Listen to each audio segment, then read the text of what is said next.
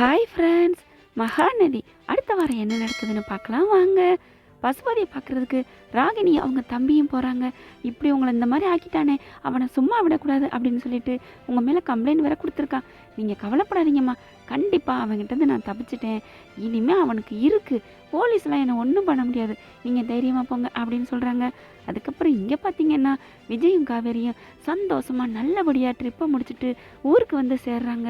அவங்க ரெண்டு பேரும் ஒன்றா அழகாக கை கோத்து சந்தோஷமாக இறங்கி வர்றதை பார்த்து தாத்தா அப்படியே ரொம்ப பூரிச்சு போகிறாங்க. பரவாயில்லையே, கொடைக்கானலுக்கு நம்ம அனுப்பி வச்சது ரொம்ப நல்லதாக போச்சு. ரெண்டு பேரும் ஒன்றா ஒத்துமையாக வந்திருக்காங்க. ஆனால் ஒரு சந்தேகம், அங்கே தனித்தனியாக ரூம் எடுத்து தங்கிறது இருந்தாலும் நமக்கு நியூஸ் வந்துச்சு. அப்போ இப்படி இப்போ ஒன்றா வந்திருக்காங்களே, எது எப்படியோ அங்கே தனியாக இருந்தால் என்ன, அதுக்குள்ளே ஒன்று சேர்ந்துருக்கலாம் அப்படின்னு சொல்லி நிம்மதி பெருமைச்சு விட்டுக்கிறாங்க தாத்தா. ஏன்னா காவேரி நல்ல பொண்ணு, நம்ம பேரனுக்கு ஏற்ற தங்கமான பொண்ணு. அதனால தான் எப்படி இருந்தாலும் சரி முன்னாடி வாழ்க்கை இப்போ நல்லா ரெண்டு பேர் இருக்கணும் அப்படின்னு தாத்தா நினைக்கிறாருங்க.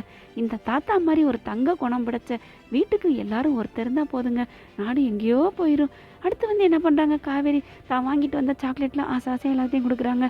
சந்தோஷமாக எல்லாத்தையும் துள்ளி குதிச்சு நாங்கள் நல்லபடியாக போயிட்டு வந்தோம் அப்படின்னு பெருமையாக சொல்லிக்கிறாங்க. போரிச்சு போகிறாங்க தாத்தா. அதுக்கப்புறம் நான் எங்கள் அம்மா வீட்டுக்கு போயிட்டு வரேன் அப்படிங்கிறாங்க.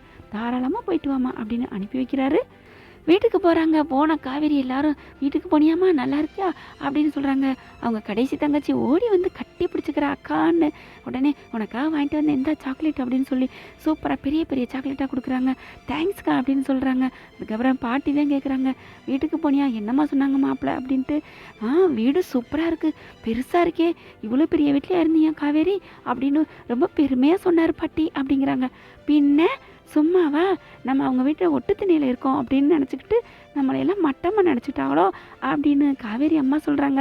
இல்லைம்மா, அவர் வந்து ஏதோ நினச்சிருக்காரு, ஆனால் இப்போ ரொம்ப சந்தோஷப்பட்டார், கொஞ்சம் அப்பாவை நினச்சி வருத்தப்பட்டாருமா அப்படின்னு சொல்கிறாங்க. அந்த மனுஷன் இருந்தால் நம்ம எங்கே வரப்போகிறோம் அப்படின்னு கொஞ்சம் வருத்தப்படுறாங்க. அடுத்து அங்கே குமரன் வர்றாங்க.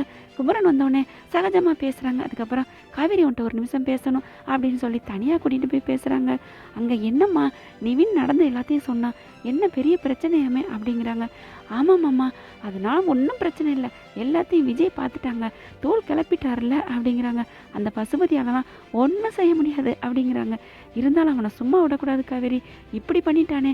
அது சரி, ஏதோ 11 மாதம் அப்படின்னு விஜய் சொன்னாராமே, மாப்பிள்ளை ஏன் அப்படி சொன்னார், பொறுத்துக்கடா அப்படின்னாராமே அப்படிங்கல.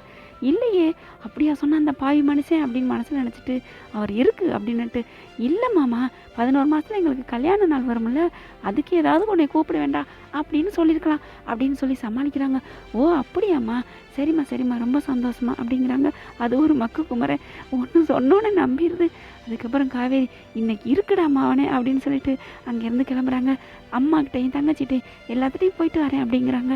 நான் சந்தோஷமாக இருந்துட்டு வந்தேம்மா, கொடைக்கானல் போயிட்டு வந்தது எனக்கு ரொம்ப சந்தோஷம் பாட்டி அப்படின்னு எல்லாத்தையும் சொல்லிட்டு கிளம்புறாங்க. ஓகே ஃப்ரெண்ட்ஸ், உங்கள் பொண்ணான கையால் ஒரு லைக்கை போட்டு சப்ஸ்கிரைப் பண்ணிடுங்க. Thank you friends.